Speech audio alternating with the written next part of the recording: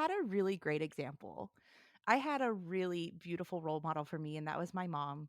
Her name is Ellie Kay. You know her very well.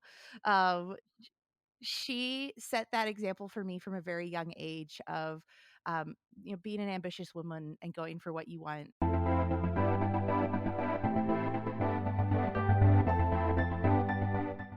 Welcome to Financially Savvy in 20 Minutes, a podcast hosted by me, Natalie Torres Haddad, an international award-winning author, two-time TEDx speaker, and investor, along with Dara Egley, an investor, sales and marketing pro, and multi-language podcaster. We will share the tips and tricks from interviews with self-made entrepreneurs, leaders, and those who have attained financial freedom while learning financial literacy in multiple languages.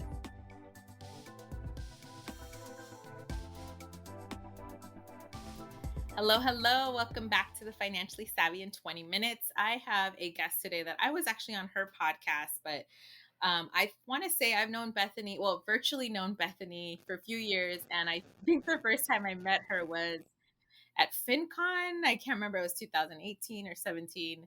And watching her live on stage for emceeing the Plutus Foundation Awards. So it was really awesome to see her in her zone, really. I'm like, oh, I love seeing women. I love seeing the representation of just people that are happy and just loving what they're doing. I feel that's what you're doing with money, motherhood, and money on your podcast, because we need to talk about these things. So thank you for being a part of this, Bethany. Oh my gosh, thank you so much for having me. And I'm getting goosebumps with you talking about me because I'm like, what? Who is that? It's not, I don't know. Well, there's so much that has changed for you too. I mean, we're Yes. to think we've been in a, feels like we're still in a pandemic. I'm not even sure anymore, but um, you were very open about your journey, starting your podcast too during a pandemic, but because you've become a recent mom. And I think that's so Mhm. beautiful that you can also talk about um, just not just the beautiful part aside of it, but the challenges that come with that. And I wanted to talk about, obviously this is a podcast about money, but what has it been like for you now getting yourself back out there, into the work mode, working from home at times, all these things that a lot of mom entrepreneurs are faced with. And so, any tips or just straight up challenges, or just like I'm still working on that? I think I will always be working on this, right? Like it's something that is a constant journey. And it's funny, I was traveling and speaking so much before I had a child. I knew when I got pregnant, I knew life was going to change, right? Like life has to be different when you have just someone else that you have to take care of. And so my husband and I had talked about going from me traveling 2 to 3 times a month to just traveling 1 time a month. And I was very young and naive and just thought like, "Oh, and after a few months, I'll just strap him to me and keep on going." And, envisioned myself emceeing on stage with a baby strapped to me and everyone being like, "Wow, look at her go. She's doing it all." I Spoiler. love It doesn't work that way, unfortunately. We might have our best laid plans, but then, the universe laughs at us and throws a big old pandemic in the middle of it. And so I think life obviously looked very different than I had anticipated, and I went from the mindset of I'm gonna get back to work immediately to I took an entire year off of not doing anything. I wasn't producing content, I wasn't speaking, I wasn't doing anything. And in retrospect, um it was a really beautiful time and a really beautiful opportunity that I was forced to slow down and to focus on a massive life change, right? Like not just for me having a child, but the pandemic in and of itself. And I struggled a lot with postpartum anxiety of just everything, moms and women, we see things 2, 3 steps ahead. And when you can see all the what ifs, it can drive you crazy. that. Oh And yes. so And can you talk a little bit more about, because I think with what's what's so difficult about postpartum is people don't understand what that looks like. You hear and you're like, oh, they're depressed. Well, there's more to it. yeah, it's like you can't your mind is going away from you. Like, it's like you cannot control these things when you were originally I I I like to think that I used to be pretty, like, not mentally stable, that is not the right word, but, like, I had all my faculties to me, right? I did not struggle with anxiety before I got pregnant, and I actually started struggling in the middle of my pregnancy with anxiety and just waking up in the middle of the night and having panic attacks and not knowing what's happening, right? Like, not knowing what my body is going through, and I would just look at my husband and just be like, I don't know what to do. My mind is in a place that I can't control, and I can't control the anxiety, and I can't control waking up in the middle of the night freaking out about and just sobbing about these things. And so it was just, and then when postpartum hit, it feels a lot like the same, and struggling with, the hormones just crashing. And there's, like, different stages too, like postpartum after you have the baby, breastfeeding, if you choose to breastfeed or if you're able to. I was not able to sustain breastfeeding. Supply dropped at 3 months and really, like, struggled with not being able to provide for my son in a way that we think is supposed to be so easy. It's not. And my goal was to make it to 6 months, and I ended up supplementing with formula and made it to 6 months. And then after that, then your hormones go crazy again because you're no longer producing milk. And so it's just like a lot of stages of learning how to figure this out. And that's actually when I started going to therapy. I remember talking to my husband. He's like, I need help. I don't know what to do. I can't control this, and I need help. And he goes, okay, whatever it takes. I don't care what it costs. We're going to get you help. And having a supportive partner, again, the financial implications of it, and him just like, I don't care, whatever you need, we're going to take care of it. And so I'm a huge advocate of mental health now. After having a child, I have another one on the way, and my pregnancy is completely different this time around after having those resources, and really just normalizing that conversation of it's okay to not be okay. It is okay to ask for help, and we need to ask for help. And I want to be a better mom. I want to be a better wife and friend and daughter and all these things. And so my mental health journey really started with me just being like, I can't do this. That's not something I'm able to do. But that's so great that you were able to identify that you needed help, because sometimes that's the hardest part, right? Is just kind of like figuring that out, and in the end can cost you so much more, right? And the fact that you're just Yeah. like, even your husband was like, let's just nip it in the bud now and just try to figure out how we can avoid, future catastrophes, or exactly the difficulties that come with it. Thank you for sharing that, because I think sometimes um, we see how women, particularly moms, are, they feel like they can, or we see them as if they can do anything. And I think Right. that's also the misconception. And I think very, very, what's the word? Doesn't help what they're going through already in the process, right? And so being able to see them and say, hey, they need help too. What's that saying? Like, check on your strongest friend because she most likely needs it. And I always think about that with moms. Right. Yeah. Like, check on your moms because they really need the extra help.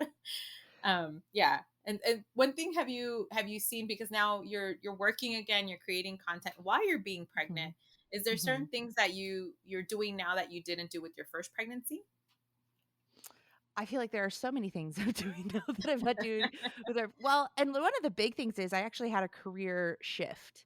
I am not back doing what I thought I was going to be doing. Like, I have spoken here and there. I've been on a few panels.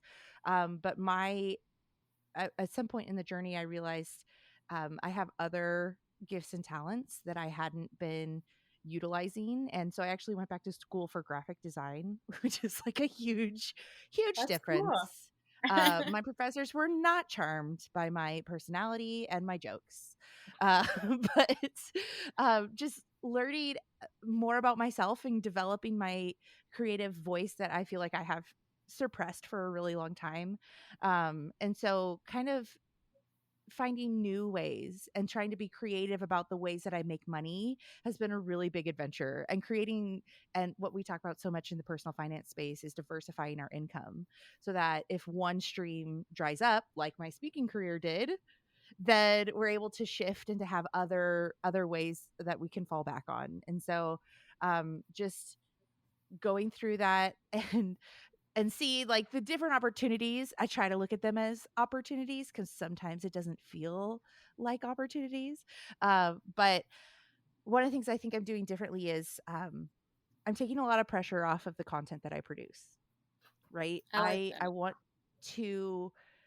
to put something out that is most uniquely me, right? Things that I identify in, the things that are close to my heart, that are close to my journey, the things that I find interesting, and allowing myself to say no to things that are not, right?